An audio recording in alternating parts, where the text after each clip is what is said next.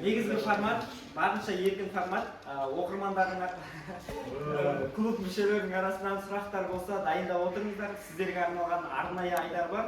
Сол кезекте өз сұрақтарыңызды, көкейі жарды лебіздеріңізді білдірсеңіздер болады. Негізгі кезекте негізгі сұрақтар Нұржан мырзаға. Бірінші кезекте әдеттегідей танымдылық, сізбен біздің арамыздағы байланысын нығайту үшін, сізбен біздің арамыздағы таныстықты нығайту үшін сол бағытта негізделген сұрақтар қойылады. Одан кейін пайдалы ақпараттар, одан кейін білетін сұрақтар болады. Аппаратура.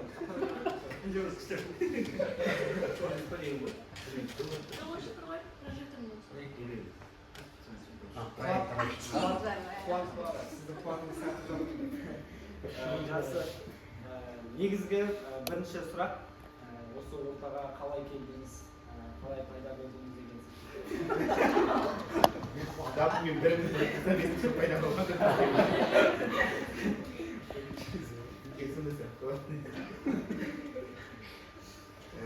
Білмеймін, 2013 жылы дебаттан іздеп келдім өзім.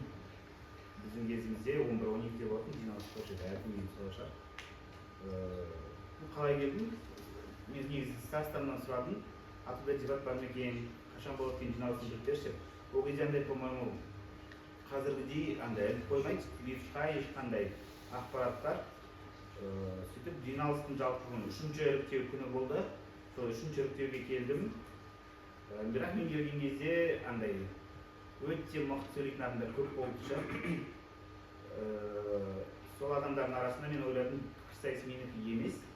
Мен пікірсайыста қалмайтын шығармын деген ой болды. Бірақ пікірсайысқа қалып қалуыма әсер еткен, ол мен алғашқы ойыным, дебат ойнағаннан кейін мындай драйв дейін бар, сол кезде күшті энергетика сезімді, и то андай ғой. Бірінші курс келгеннен кейін басқа ағалымдар, о, давайте, молодцы, күшті ойындар деп сәл мотивация беріп, содан кейін бекен андай пікірсайысқа деген қызығушылығым артып кетті. 2013 жылы келдім. Барлығымыз білеміз, сіз азамат пікірсайыс ортасында қызмет еткенсіз. Сол туралы кішігірім айтып берсеңіз, ол жақта қалай болды, жастармен қалай болды, байланыс? Жалпы азамат пікірсайыс клубы ол Алматы қаласындағы мықты пікірсайысшылардың басын қосатын ірі қозғалыс болды. 2013 жылға дейінгі 2010-12 жылдары ол телебағдарлама ретінде жүзеге асып, бағана айтқан еларна, хабар телеарнасында ол жеке бағдарлама болды, пікірсайыс сөзін насихаттады. Одан кейін ол клуб енді бір даму үстінен бір кішігірім жаңағы құлдырауға да кезеңдері болды. Мен өзім 2014 жылы өттім, координатор болғаннан кейін. Ол жерден де арнайы іріктеу болатын. Мысалы біздің клубтар сияқты емес, әр клубтан Алматы қаласының мықты жастары интеллектуалды бағыттағы әлеуметтік және де одан кейін жаңағы саяси сұрақтарға өзінің көзқарасы мен жалпы білімін көрсету үшін сайысқа түседі. Соның ішінен ең мықты деген әр жылы мысалы 10-15 деген сияқты өзінің қатарына мүше қабылдайды. Ол міндетті түрде жас болу міндетті емес. Оған кейбір аға буындар кіре алмай жүрген болады. Енді 2014 жылы құрамына координатор ретінде координаторлар кеңесіне кірдім. Алматы қаласындағы жалпы клубтың дамуына өзара тығыз байланысты әсер етті. Жастар интеллектуалды пікірсайыс клубының мүшелері әр кезде мысалы 2 адам, 3 адам, бірінші Рахима мен мысалы Барлық мырза өтті, кейін Арай ханым, сондай сияқты әртүрлі клубтың мүшелері уақыт өте келе өзінің жалпы белсенділігін танытты. Жалпы маған дейінгі негізі өзінің жаңағы азамат пікірсайыс клубында Перизат ханым жақсы қызмет етті. Ол біздің менен бір жас үлкен буыны. Сол кісінің жалпы ықпалымен клубқа көп үлкен үлес қосты. Дамуына, жалпы интеграция жасауына, одан кейін жаңағы әртүрлі тренингтер өтуіне жалпы Перизат ханым өте жақсы атсалысты және де клубтың жақсы дамуына сол кісінің де әсері өте көп деп есептеймін. Енді азамат пікірсайыс клубы одан кейін қателеспесем 16 жылға дейін ғана жұмыс жасады. Одан кейін ол клуб енді өзінің жұмысын тоқтады. Қазіргі таңда әртүрлі Алматы пікірсайыс орталығы, АДЦ деген әртүрлі ұйымдар құрылып кетті. Азаматтың жалпы пікірсайыстың дамуына өте үлкен үлес қосты. Біздің клуб үшін танылу үшін және ол кісілерден жаңағы тәжірибе алмасу үшін жақсы бір орта болды деп есептеймін. Енді сіз біздің осы клубтағы ең көп буындарды көрген адамсыз. Бізге дейінгі мисалы жаңа айтып жатқан Сапарғали мырзаларды, одан кейінгі Ислам Әлім мырзалар, одан кейін Саят мырзалар бізге дейін сіз арқылы көп нәрсе білеміз. Сіздің көмегіңіз әлбетте тиіп жатыр. Енді сұрақ, жалпы көп адамды көрдіңіз ғой. Енді солардың арасында қалай байланыс жасалды, барлығы бір ортаға қалай бірікті, не біріктіреді бұл жерде деген секілді. Негізі бір құндылық деп ойлаймын. Ең біз андай пікірсайыстан дамыту үшін координатор болған кезде алдымызда бір үлкен бір міндет болды. Ол міндет жаңа клубты келесі бір буынға жеткізу. Одан кейін негізі біз бір әлеуметтік зерттеулер жасадық ол пікірсайысшылардың арасында. Клуб қай кезде мықты болады деген сұрақ қойғанбыз. Қателеспесем, сол сұрақтың бір ең ұнаған жауабы ол Атамекен пікірсайыс клубының аға буыны, сол кезде координатор болды. Үлкен түлегі Маралбек деген мырза, ол кісі өзінің сөзінде айтады, ең мықты клуб, егер мықты клуб болғанын келсе, ұрпақтар сабақтастығын мықты дамыту керек деген сондай бір жақсы ой айтты. Енді әртүрлі пікірлердің ішінен сол бір есімде қатты қалды. Содан бастап біз енді максимально тырыстық. Басқа бір осы күнге дейін пікірсайыстан кеткен адамдарды аға буындар, бағана айтып жатқан ТЭО болсын, алтын сапа пікірсайыс клубтары сияқты өзіміздің жаңағы клубымызда аға буындар болса екен, ол кісілер ұрпақтар сабақтастығын қалыптастырса екен. Біздің де клуб кеше ғана пайда болған, бүгінгі бізден сізбен тұрмайды. Ол тек қана осы тарихы терең жайылған клуб екенін, және оның алғашқы құрушысы бар екенін, және олар осындай 2009 жылдан бастап жұмыс істеп жатыр. Осыны байланыстыру үшін жалпы жұмыс істеп бастадық. Енді біріктіруші деген нәрсе, құндылық деген нәрсе тоже бірден келген жоқ. Жалпы енді менің тек қана пікірсайыспен емес, өзімнің де тұлғалық дамуымда, өзімнің бір жаңа дүниелерді зерттеуім барысында бір әдемі ұғымға, жалпы әдемі бір дүниені ұқтым. Ол бірінші Алла разылығы үшін жақсы көру деген нәрсе. Осы нәрсені енді бірінші курста мүмкін біз сөз ретінде айтатын болсақ, екінші, үшінші курсқа келген немесе жаңағы келесі бір төртінші курсқа жеткенде ол сөздің түпкі мақсатын түсіндік. Ол Абайдың андай адамды сүй, Алланың хикметін сез деген негізгі идеясынан алынған ұғым ғой. Адамда қалай бар, солай қабылдаңыздар. Ол немесе адамзаттың бәрін сүй, бауырын деп дейді. Сізге келген әрбір клубтың мүшесі, немесе әрбір адам ол сіздің бауырыңыз, ол да бір қандай болмысы бар. Сіздердің отбасыларыңыз, ағаларыңыз, аналарыңыз, әкелеріңіз, немесе қарындастарыңыз барлығы әртүрлі. Даже айтамын ғой, біз прикол ұстаймыз да, кейін айтып жүрген, ол әлім мен исламда егіз болса да екеуі екі түрлі. Бірақ сол сияқты осы жаққа әр үйдің еркесі мен серкесі жиналып бір ортаға, бұл жерде ортақ бір құндылық болмаса, сенің мінезің андай, сен шашың ұзын, біреуі қысқа, әдемісің, андайсың, сөзің грубы емес деген сияқты әртүрлі сөздер айтуға болады. Бірақ осы сөздің барлығын жиып қоятын, осы барлығын ұмыттыратын, былай айтқанда есіктің ар жағында қалдыруға себеп болатын нәрсе, ол бір-бірін Алла разылығы үшін жақсы көру деген, немесе отбасы деген құндылық. Себебі Алматы қаласына бәрінің жан-жақтан студенттер келді. Сол келген кезде сізге бір жылулық сыйлайтын, бір поддержка беретін осы орта болады деп есептеймін. Осы ортаны сондай мақсатқа құруға, осы құндылыққа жетелеуге тырыстық. Және тағы бір айтайыншы, осы кезде мен координаторларға лайықты шығар. Мен пікірсайыста осы бір адамдардың басын біріктіру үшін психология деген әлемге, немесе сол ғылымға терең бойладым. Оған дейін жалпы ауылдың қарапайым Қарадом алық баласы психология не екенін білген жоқ. Бірақ адамдарды өзіне тарту үшін, былай айтқанда кішкене сен жақсысың, келе ғой клубқа, ертең орындап келе ғой, жиналыстан қалма, немесе там сендерді дұрыс былай істеу керек деген сияқты адамдарды жалпы былай айтқанда басқару үшін, дұрыс координировать ету үшін психологияны оқи бастадым. Осы психологиялық кітаптерді оқудың арқасы, сол білімнің арқасы жалпы біріктіруге және адамдардың былай айтқанда тырнақшадағы жүректеріне жол табуына әсер етті. Жүректеріне жол табу деген нәрсе бізде алдыңғы бағдарламаларда кішігірім сөз қозғалған, сол туралы сол бойынша сұрайын дедім. Көптеген адамдардың жүрегін жаулап жүргенсің. Ондай бар енді деп ойлаймын. Жалпы сол жүрек жаулау негізгі ол адамдарды мен түсініп отырмын. Енді адамның Алла разылығы үшін жақсы көру адамдардың жүректері арқылы біріктіреді дейді. Сол секілді енді барлығы демеймін, кейбір адамдардың мінезі ауыр болады, қатал болады. Енді координаторлық кезеңде жүрегіңізге кіріп кеткен, болмаса сіздің жүрегіңізді жаулай алмай қалған. Енді бар ғой, қазір де бар. Сол адамдар кім маған бойын сыматып клубтан шықты десең ба? Жақсы, негізгі сұраққа оралайық. Кішігірім үзіліс болды. Негізгі сұрақ, біз білеміз, сіз кәдімгі республика деңгейіндегі ең мықты пікірсайыс жанашыры ретінде танылғансыз.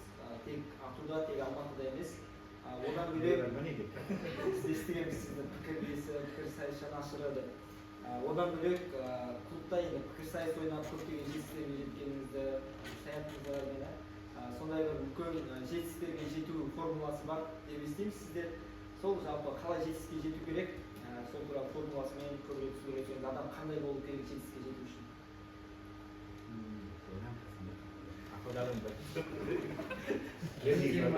Осыған қатысты кішігірім бізде зерттеу болып, енді ол аманат деген бізде бір орталық аштық. Жалпы білім беру саласын дамыту мақсатында жалпы нәтиже деген не немесе қалай дұрыс нәтиженің формуласы қандай деген сұраққа көп ойландық. Сол кезде енді формула демей қойып, мына іс-әрекеттер шығар. Бірінші адамның шынайы ниеті болу керек. Егер ниет дұрыс болатын болса, амалдар ниетке байланысты деген жалпы хадистен шығады. Екінші нәрсе, ізгі мақсат болу керек. Сіздің ниетіңіз шынайы кубок алуға, немесе сіздің ниетіңіз шынайы қандай да бір іс-әрекет жасауға, бірақ оның мақсаты ізгі емес, біреуді тонап кетуге, немесе біреудің ақшасын ұрлап алуға, біреуді алдап келуге келетін болса, ол мақсат ізгі болмайды, және ол сіздің нәтижеңізге жетпейді. Егер мақсатыңыз жалпы ізгілікке алып келетін болса, сізде мүмкін плюс тағы бір вариант. Үшіншісі әрине ол біздегі еңбек немесе іс-әрекет. Осы үш жиынтық жалпылама, обобщенно айтқанда жетістікке жеткізуге мүмкіндік беретін шығар. Бірақ жетістікке жету жолында әртүрлі фактор әсер етеді. Нақты пікірсайысқа келетін болсақ, біздің көптеген пікірсайысшылар, қазір білмеймін, бұрын мына нәрсемен қателесетін. Аға, мен бүгін турнирға дайындалып бардым ғой, неге мен кубок алған жоқпын деген сияқты. Бұл жерде сіздердің жалпы бүгін ғана дайындалған уақытыңыз ғана ескерілмейді деп ойлаймын. Жалпы пікірсайысқа барған кезде, мысалы, допустим, қатысатын 60 адам болатын болса, 60 адамның бірінші очередте былай саралануы мүмкін. 60 адам тақырыпқа қалай дайындалды. Біреу дайындалған жоқ, біреу дайын кейіспен шықты, біреудің аға буын дайындалды, біреу 2 күн, біреу 1 күн қалған деді, біреу просто так өзінің тәжірибесіне сеніп барды. Ол бірінші фактор, дайындыққа қарау мүмкін. Екінші, жалпы сіздерде тек қана дайындалған кейіс беру мүмкін, бірақ сен оны дұрыс жеткізе алмауы мүмкін. Бірақ ол жеткізу үшін сізде ішіңізде өзіңіздің білім қоры болып, немесе багаж. Осы сіздердің білім қорларыңыз ол іштегі әрбір жиналыстан немесе әрбір қатысқан турнирлеріңізден алынатын негізгі бір қор деп есептеймін, негізгі білім. Осы екеуі болу керек. Тек қана одан кейін тоже мына жерде ниет сіздің барған кездегі айтсаңыз, біреу ұтылқаса емес, мен ұтсам екен дейді. Айтады ғой, біреуге ор қазба дейді, немесе біреуге өлім тілегенше өзіңе өмір тіле дейді. Жалпы біз бір жетістікке жеткен кезде формулировкасын дұрыс алу керек сияқты. Мен ана жердегі ең мықты команда, жеті кереметтің екеуін ұтып кетсем екен емес, мен осы турнирда жеңіске жетсем екен деген сияқты мақсатты өзі формулировка. Біз қалай айтады ғой, ана мықты бір аға буын болып кетсем бол. Сен іріктеуде ол мықты аға буын болып кетуі мүмкін, бірақ сіз әлсіз бір сіздің ойыңыздағы тоже бір жастығынан ұтылып қалуыңыз мүмкін. Одан кейін тоже бұл жерде андай қарсыласты андай қалай айтайыншы, елемеу деген фактор бізде көп болады. Ой, аналар бірінші курс қой, жас буындар ғой деген сияқты нәрсе. Жас буындар да сізде мықты дайындалып келуі мүмкін. Тек қана сіздің андай деп аузыңыз ашқанда сөйлей бергеніңіз ғана пікірсайыста өте бермейді. Және пікірсайыста ең басты нәрсе ол қарсылық айта білу керек. Ал қарсылық айту үшін сізде жалпы андай өткір ой болу керек деймін ба, критический мышление болу керек. Критикалық ойлау жүйесі жақсы дамыған кезде кез келген сұраққа немесе кез келген аргументке қарсы жауап айта аласың деп ойлаймын. Олай болса келесі кезекте бізде аудиториядан сұрақ. 2-3 сұраққа жауап берейік, одан кейін ары қарай жалғастырамыз. Аудиториядан қол көтеріп, одан кейін тұрып сұрақ қойсаңыздар болады. Үмітхан.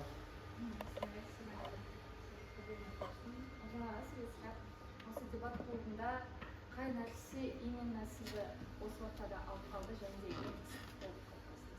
и бір адам, который сізге ұнаған осы клубта, который жылы сыйлаған. Бірінші, не стап қалды, одан кейін сұрақ қойды. Осы клубта алып қалған бір жағдай ма? Жағдай, немесе еще тағы бір адам. Жалпы бірінші курста ма? Бірінші курста мені алып қалған нәрсе, ол менің алғашқы ойыным шығар. Сол ойыннан мен көрсем, сол ойнамай кетсе, мен келмей кететін едім деп ойлаймын ше. уже кетем ау, что-то мен сөйлей алмайтын сияқты деген ойлар көп болды. И алғашқы ойым ол кезде осылай болатын, мындай екі жас буын қарсы екі аға буынға ойын. И тақырып тоже как всегда қан тақырып. И аудиторияда өте жас буындар тұр, ол кезде андай бірінші курстар бір-бірінің поддержка о деген сайын өзіңді қазір ойлап отырсам күшті нәрсе айтқан сияқты, мен білмеймін ғой мен не айтып қазір естен. Бірақ сол нәрсе маған мысалы мүмкін өзіме сенімділік берген сияқты, мен де ойнап жатқан ой типа жақсы нәрсе шығаруға болады деген сол азаппен сол ойын алып қалды. Ал кім дейтін болса, жалпы ол менен кейінгі бір буындар шығар, менің клубта қалуыма әсер еткен.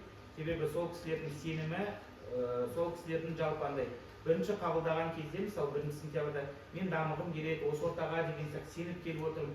Бізде болған мысалы Жанар ханым, мен орысша көп сөйлеймін, қазақ тілін үйренгім керек, немесе мен осы еліме бір пайдам тигізсем деген сияқты әртүрлі адамдар келген. Сол кісілердің кішігірім бір қалаулар немесе бір қажеттілігін қанағаттандыра алсам деген ниет шығар. Сол адамдар деген нақты бір мынандай кісі деп айта алмаймын. Жауап келесі бір сұрақ. Мен ғой. Я мақсат мырза қазір.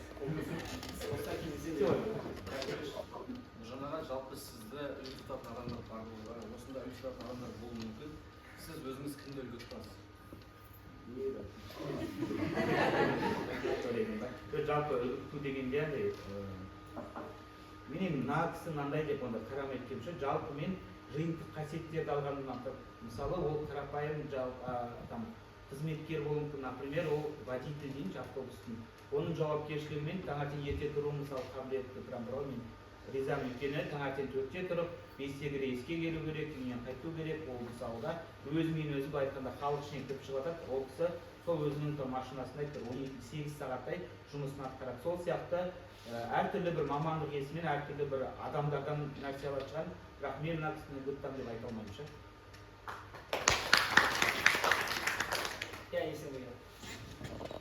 Сөз бар ғой, киіміне қарап қарсы алып, мінезіне қарап сыйлас дейді ғой. Сол сияқты сіздің стиліңіз кереметтер ма? Жеке стилистіңіз бар ма? Әлде сарказмға жауап бермей қояйын ба? жоқ, сұрақ шынында. Жеке стилистім бар жалпы.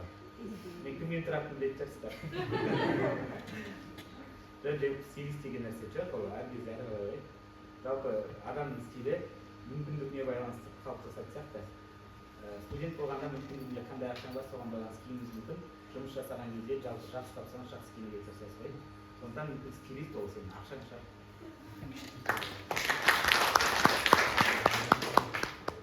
Жақсы, олай болса келесі сұрақ. Жалпы негізгі мамандығыңызбен қазіргі таңда мұғалімдік қызметтесіз ғой. Жалпы осы салаға не түрткі болды, қандай қабілеттеріңіз осы салаға алып кетті деген сұрақ, пайда болу үшін деген секілді. Оған пікірсайыстың қаншалықты әсер етті? Пікірсайыстың маған берген үлкен пайдасы, жалпы мен өзім техникалық мамандықты аяқтағам.